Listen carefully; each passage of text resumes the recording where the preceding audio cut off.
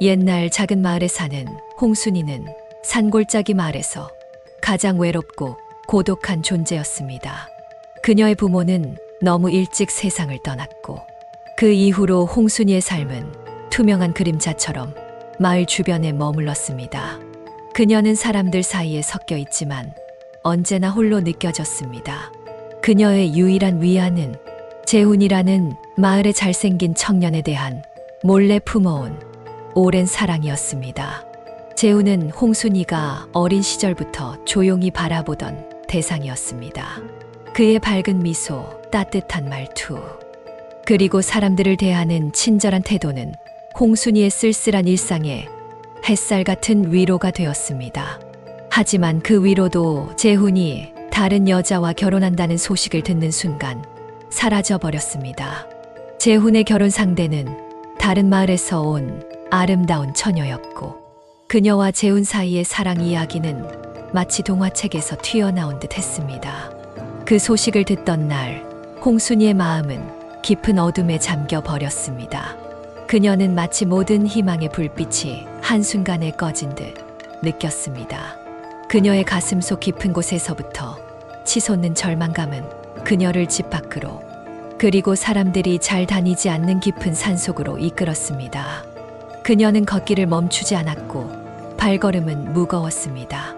마을을 벗어난 그녀는 느릿느릿한 발걸음으로 자연스럽게 숲속 깊은 곳으로 향했습니다. 산속에 도달했을 때 홍순이는 큰 바위에 앉았습니다. 그 바위는 무성한 나무들 사이에 외롭게 자리 잡고 있었고 그 주변은 적막하고 고요했습니다. 가을이었기 때문에 바위 위에는 낙엽이 부드럽게 깔려 있었고 바람은 나뭇가지를 살랑이게 하며 지나갔습니다. 하지만 그 아름다운 자연의 소리조차도 홍순이의 슬픔을 위로할 수는 없었습니다. 그녀는 바위에 앉아서 하염없이 울었습니다. 그녀의 눈물은 볼을 타고 흘러내려 바위와 낙엽 위에 떨어졌습니다. 울음소리는 숲속의 정적을 깨뜨리며 메아리 쳤고 그녀의 슬픔은 주변의 모든 것을 짙은 슬픔의 색으로 물들였습니다. 그녀의 마음 속 깊은 절망은 말로 표현할 수 없을 정도로 깊고 암울했습니다. 시간이 흘러도 홍순이의 눈물은 멈추지 않았습니다. 그녀는 재훈을 향한 자신의 숨겨진 감정들을 모두 토해내듯 울어댔고 그 슬픔은 점점 더 깊어만 갔습니다. 그녀는 자신이 왜 이토록 사랑을 갈구했는지, 왜 이토록 고통스러워해야 하는지에 대한 답을 찾을 수 없었습니다. 숲은 그녀의 슬픔을 조용히 감싸 안았지만 그 어둠 속에서 홍순이는 점점 더 자신을 잃어가고 있었습니다. 산골짜기의 어둠은 깊었고 홍순이의 절망은 그 어둠 속에서 완벽한 터전을 찾았습니다. 그녀가 큰 바위에 앉아 눈물을 흘리고 있을 때 주변의 어둠이 더욱 짙어지기 시작했습니다. 그녀의 슬픔이 숲속의 고요를 깨트리자 그 어둠 속에서 기이하고도 유혹적인 속삭임이 흘러나왔습니다. 홍순아, 내가 원하는 것을 얻을 수 있는 방법이 있어. 이 목소리는 신비롭고도 매혹적이었으며 홍순이의 귀에 달콤하게 울려 퍼졌습니다. 처음엔 그녀는 주위를 두리번거리며 누군가를 찾았지만 보이는 것은 오직 무성한 나무잎과 어둠뿐이었습니다. 그 목소리는 계속해서 그녀에게 속삭였습니다. 내가 사랑하는 재훈의 마음을 되찾고 싶다면 그의 부인을 없애고 그 자리를 차지하라. 나는 그 방법을 알고 있어. 홍순이의 마음은 순간적으로 두려움과 유혹 사이에서 갈등했습니다. 그러나 그녀의 슬픔과 외로움, 그리고 재훈에 대한 깊은 사랑이 그녀를 어둠 속으로 더욱 깊숙이 이끌었습니다. 결국 그녀는 어둠의 제안을 받아들이기로 마음먹었습니다. 목소리는 그녀에게 특정한 약초들을 사용하는 방법을 설명했습니다. 이 약초들은 매우 드물고 강력해 잘 사용하면 그 누구도 내가 한 일을 알아채지 못할 거야. 그리고 그 어둠 속에서 홍순이는 신비로운 약초들을 건네받았습니다. 약초들은 어둠에 휩싸인 채 그녀의 손에 쥐어졌고 그녀는 이 약초들을 조심스럽게 받았습니다. 홍순이는 약초를 수집한 후 몇 날 며칠을 재훈의 부인이 즐겨 먹는 음식에 약초를 섞는 방법을 고민했습니다. 그녀는 조심스럽게 계획을 세웠고 마침내 완벽한 기회가 왔을 때 그 약초를 음식에 섞어 재훈의 부인에게 제공했습니다. 그 음식은 아무런 이상 없이 그녀의 식탁에 올랐고 재훈의 부인은 아무 의심 없이 그것을 섭취했습니다. 며칠이 지나고 재훈의 부인은 갑자기 몸이 아프기 시작했습니다. 처음에는 단순한 불쾌감으로 시작되었지만 이내 심한 복통과 고열이 그녀를 괴롭혔습니다. 그녀의 상태는 급속도로 악화되었고 마을의 의원도 그녀를 구할 수 없었습니다. 결국 그녀는 고통스러운 비명을 지르다가 숨을 거두고 말았습니다. 그녀의 갑작스러운 죽음은 마을에 충격을 주었고 재훈은 깊은 슬픔에 빠졌습니다. 그러나 홍순이의 내면에서는 두려움과 죄책감이 그녀를 짓눌렀습니다.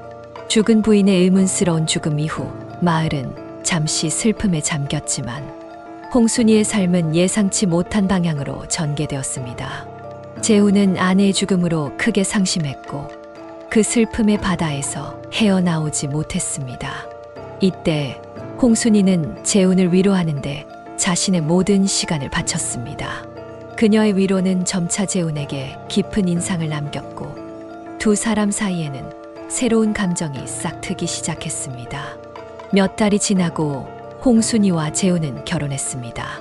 그들의 결혼은 마을 사람들에게 희망의 메시지처럼 받아들여졌지만 홍순이의 마음 한편에는 불안과 죄책감이 자리 잡고 있었습니다. 그녀는 죽은 부인의 귀신이 자신을 따라다니는 것을 느낄 때마다 두려움에 떨었습니다. 한편 죽은 부인의 영혼은 평화를 찾지 못하고 마을 근처를 떠돌고 있었습니다. 그녀의 원한은 여전히 강렬했고 그녀는 홍순이가 자신의 자리를 차지한 것을 결코 용서할 수 없었습니다. 그녀는 홍순이가 누리는 행복을 파괴하기로 결심하고 어느 밤 홍순이의 꿈속에 다시 나타났습니다. 이번에는 귀신의 모습이 더욱 섬뜩했습니다. 그녀의 얼굴은 창백하고 왜곡되었으며 눈에서는 복수의 불길이 타오르고 있었습니다. 귀신은 홍순이에게 속삭였습니다. 너의 행복은 오래가지 않을 거야, 홍순아. 네가 나를 대신해 그의 곁에 있을 자격이 없어. 그 후부터 홍순이는 꿈과 현실에서 귀신의 출몰을 경험하기 시작했습니다. 밤이면 그녀는 집 안에서 심상치 않은 소리들을 듣고 모서리에서 불길한 그림자를 보곤 했습니다. 재훈은 처음에는 홍순이의 두려움을 이해하지 못했지만 점차 그녀의 행동이 이상해지는 것을 목격하면서 걱정하기 시작했습니다. 홍순이는 죽은 부인의 귀신이 자신에게 저주를 내리는 것을 느끼면서 점점 더 파괴적인 방향으로 내몰렸습니다. 그녀는 집안의 거울에서 자신의 모습 대신 귀신의 모습을 보기 시작했고 밤마다 귀신의 비명 소리에 깨어났습니다. 홍순이의 삶은 죽은 부인의 귀신이 저주를 내린 후에 극도의 두려움과 함께 흔들렸습니다. 그녀는 귀신의 비명 소리에 밤마다 잠에서 깨어나며 점차 정신적으로 무너져 갔습니다. 그러나 어느 날 홍순이는 기적적으로 임신을 하게 되었고 이 소식은 그녀에게 희망의 빛을 선사했습니다. 임신 기간 동안 귀신의 출몰은 서서히 줄어들었고 결국 완전히 사라지는 듯 했습니다. 홍순이는 딸을 출산했고 그녀의 이름은 세롬이라고 지었습니다. 세롬이의 탄생은 홍순이와 재훈에게 큰 기쁨을 가져다 주었으며 홍순이는 오랜 시간 만에 느낀 행복감에 취해 있었습니다. 세롬이가 자라면서 홍순이는 점차 과거의 악몽을 잊어가고 새로운 삶을 즐기기 시작했습니다. 하지만 세롬이가 7살이 되던 해 평화로운 일상에 갑작스러운 변화가 찾아왔습니다. 어느 날 저녁 가족이 함께 저녁을 먹고 있던 중 세롬이가 갑자기 홍순이를 무섭게 쳐다보며 말했습니다. 엄마, 이제 음식에 약을 안 타나 봐. 이 말은 홍순이의 가슴을 서늘하게 했습니다. 세롬이의 눈빛은 평소의 순진한 모습과는 달리 냉정하고 날카로웠으며 그녀의 목소리는 어딘지 모르게 냉담했습니다. 홍순이는 그 순간 과거의 그 어두운 시절이 떠올랐고 귀신의 저주가 딸에게로 이어진 것이 아닌가 하는 두려움에 휩싸였습니다. 세롬이의 이 한마디는 홍순이에게 큰 충격을 주었고 그녀는 딸을 더욱 주의 깊게 관찰하기 시작했습니다. 그날 이후로 세롬이의 행동은 점점 더 이상해졌고 홍순이는 세롬이가 때로는 자신이 아닌 다른 누군가처럼 행동한다는 것을 알아차렸습니다. 밤이면 세롬이는 자신의 방에서 혼잣말을 하거나 깊은 밤에 홀로 일어나 집안을 배회하기도 했습니다. 홍순이는 과거의 저주가 자신의 딸에게까지 미친 것인지 아니면 그저 자신의 망상인지 구분하기 어려웠습니다. 그녀는 재훈과 함께 세롬이를 위해 도움을 청하기로 결정했으나 마음 한편으로는 과거의 그림자가 자신의 가족을 계속 따라다닐까 두려워했습니다. 홍순이의 가정은 다시금 불안과 두려움 속으로 빠져들었으며 그녀는 딸이 겪고 있는 이상한 현상의 원인을 찾기 위해 안간힘을 썼습니다. 홍순이의 불안과 두려운 날이 갈수록 깊어만 갔습니다. 세롬이의 이상 행동은 단순한 어린아이의 장난이 아니었고 그녀의 눈빛과 말투에서는 때로는 낯선 냉담함이 엿보였습니다. 세롬이가 자신을 바라보는 눈빛은 때로는 그저 무해한 어린아이의 것이 아니라 깊고 어두운 비밀을 알고 있는 듯한 무게감을 지니고 있었습니다. 어느 저녁 홍순이는 세롬이의 방문을 조용히 열어 집안의 정적을 깨뜨리며 조심스레 들어갔습니다. 방 안은 어둡고 고요했지만 세롬이의 작은 실루엣이 창가에 앉아 있었습니다. 그녀는 밖을 내다보며 혼잣말을 중얼거렸고 그 소리는 창문 너머 밤바람에 실려 은은하게 흘러나왔습니다. 다시 돌아오겠다고 했어. 엄마가 나쁜 짓을 했으니까 다시 돌아와야 해. 세롬이의 목소리는 그녀의 나이에 어울리지 않게 깊고 진지했습니다.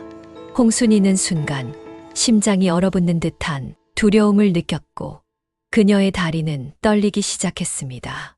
세롬이가 돌아보며 한숨을 쉬었고 그녀의 눈에는 달빛이 반짝이며 미묘한 변화가 일었습니다. 그 눈동자에서는 무언가 서늘하고 경계하는 빛이 엿보였습니다. 엄마, 왜 그렇게 무서워해? 나는 그저 엄마에게 진실을 알려주고 싶을 뿐이야. 홍순이는 세롬이의 방에서 나와 복도를 따라 걸었습니다. 그녀의 마음 속에는 세롬이가 무언가 중요한 메시지를 전달하려고 한다는 생각이 자리 잡고 있었습니다. 하지만 그녀는 그 메시지가 무엇인지, 왜 이렇게 두려움을 느껴야 하는지 알 수 없었습니다. 그 밤, 홍순이는 꿈을 꾸었습니다. 꿈 속에서 그녀는 세롬이와 함께 어두운 숲속을 걷고 있었습니다.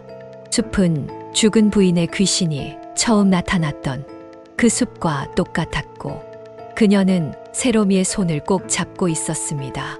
갑자기 숲속의 나무잎 사이에서 수군거리는 소리가 들려왔고 그 소리는 점점 더 크고 명확해졌습니다. 복수는 완성되어야 해.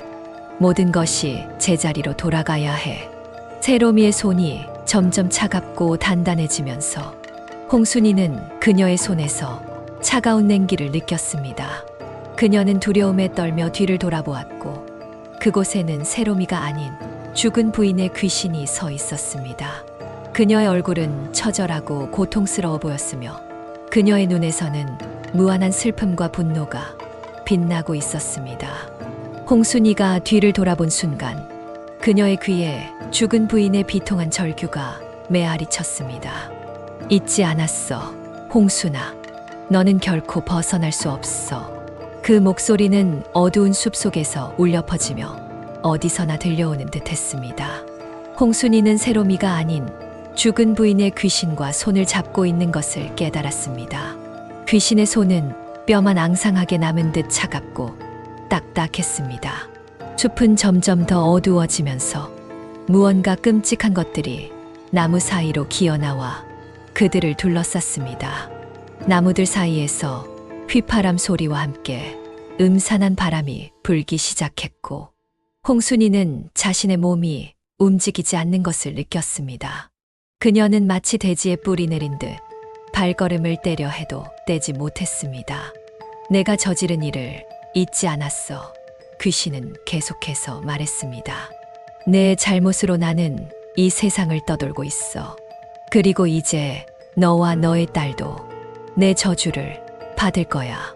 그 순간 홍순이는 세롬이의 얼굴이 점점 그 귀신의 모습으로 변하는 것을 보았습니다. 세롬이의 눈에서 빛이 사라지고 그 자리에는 깊은 슬픔과 분노가 자리 잡았습니다. 홍순이는 자신이 얼마나 큰 실수를 저질렀는지 깨닫고 눈물을 흘리며 귀신에게 애원했습니다. 제발 용서해 주세요. 제가 저지른 일은 용서받을 수 없는 일이지만 제 딸은 죄가 없어요. 제발 그녀에게는 해를 끼치지 말아주세요. 그러나 귀신은 차갑게 답했습니다. 너의 죄는 너의 후손까지 이어질 것이다. 이 저주에서 벗어날 수는 없어. 너와 너의 딸 모두 나의 고통을 영원히 기억할 것이다. 홍순이는 꿈에서 깨어났지만 그 두려움은 현실로 다가왔습니다. 그녀는 자신의 방에서 몸을 일으키려 했지만 그녀의 마음과 영혼은 여전히 그 어두운 숲속에 갇혀 있었습니다. 이제 너는 내가 겪었던 고통을 이해하겠지, 홍순아. 내가 나를 위해 준비한 운명, 이제 내가 맛보게 될 거야. 귀신의 목소리는 차가우면서도 서늘하게 홍순이의 귓가를 때렸고 그녀는 두려움으로 인해 말을 잇지 못했습니다. 귀신은 홍순이를 향해 천천히 다가왔고 홍순이는 자신도 모르게 뒷걸음질 쳤습니다. 그러나 귀신은 홍순이를 해치지 않고 그녀의 곁을 스쳐 지나갔습니다. 내 죄는 내가 갚을 것이다. 그 말과 함께 귀신은 창문을 통해 밖으로 사라졌고 밤바람이 창문을 통해 실내로 밀려들었습니다. 홍순이는 무너지듯 바닥에 주저앉았고 귀신이 사라진 후에도 그녀의 마음 속에는 씻을 수 없는 죄책감과 공포가 자리 잡고 있었습니다. 새벽이 밝아오고 세롬이는 마치 아무 일도 없었다는 듯 정상적으로 깨어났습니다. 홍순이는 딸을 꼭 안았지만 그녀의 마음은 여전히 무겁고 어두웠습니다. 그녀는 자신의 과오로 인해 받은 저주를 평생 감당해야 한다는 것을 깨닫고 그녀의 나머지 인생을 속죄하는 데 바치기로 결심했습니다. 그녀는 마을 사람들과 딸에게서 멀어져 홀로 숲속 깊은 곳에 자리 잡고 그녀만의 속죄와 반성의 삶을 살기로 했습니다. 그렇게 홍순이는 사랑하는 이들로부터 멀어져 죽은 부인의 귀신을 위해서 사라진 그 숲에서 오랜 세월 동안 홀로 살았습니다. 그녀는 자신의 잘못을 되새기며 사랑과 행복이라는 감정이 얼마나 소중한지를 깨달았고 그것을 다시는 경험하지 못할 것이라는 사실에 슬픔을 느꼈습니다.